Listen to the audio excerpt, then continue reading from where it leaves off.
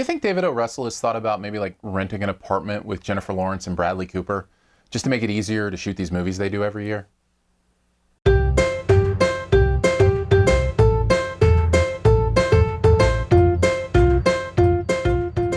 You said to me that David Selznick, the son of immigrants, married Jennifer Jones, an all-American girl from Oklahoma, because in America, all races and all classes can meet and make whatever opportunities they can. And that is what you feel. You reach into people's homes with what you sell.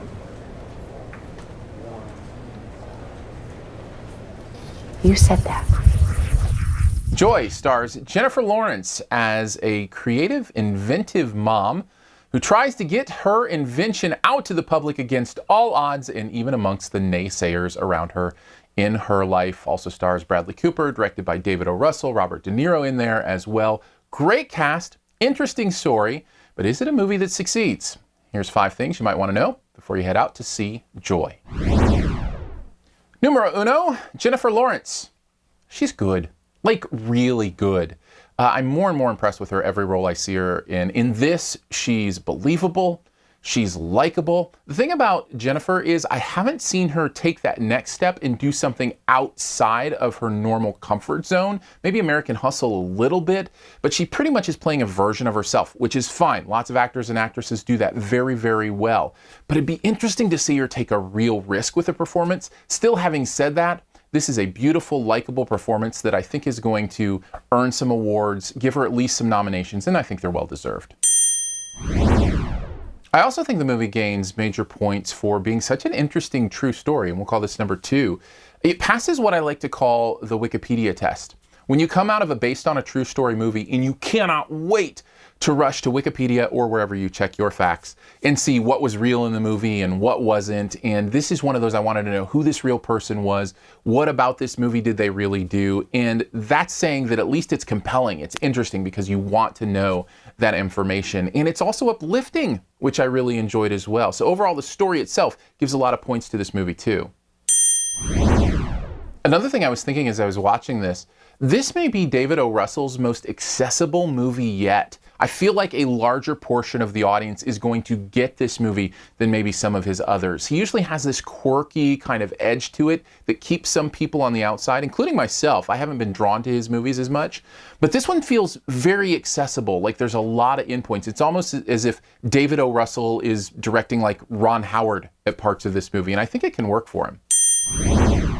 Where it starts to not work, and we'll call this number 4, is when he gets into that sweet part of the movie, that uplifting thing that this movie has a lot of.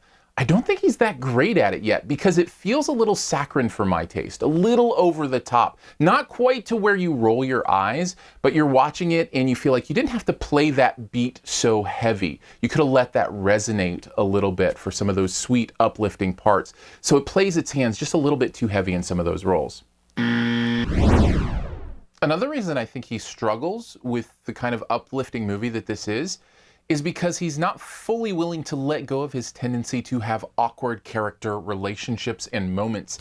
There are plenty of those in this movie, and they stand out when the rest of the movie feels so uplifting and feels like something you want to root for. So it's okay for you to be able to layer that stuff in, but he doesn't have enough practice doing that, so instead it feels jarring. It feels like the movie is off balance in a few places, and I think it can take you out of the film. Still, overall, Joy is a good movie, if not a great movie. Jennifer Lawrence's great performance certainly gives it a lot of points, but the uneven tone with director David O. Russell, I think, brings it down to about a B-. Thanks for checking out this Your Movie Friend review. Stay tuned for the Best Ever Challenge here in a second. First, if you want to find out more about what goes on here, best way to do it, click the cards button right up in this corner and it'll slide out while this video continues to play. You can look at other videos, you can look at the website, you can also support the channel if you want. If you want to follow me on Periscope, I'd appreciate it. Search for Aaron Dicer. I love Periscoping right when I come out of movies. You can also subscribe to the podcast, SiftPop, SiftPop, iTunes, Stitcher, wherever you do podcasts. We talk about pop culture every single week. It's a lot of fun.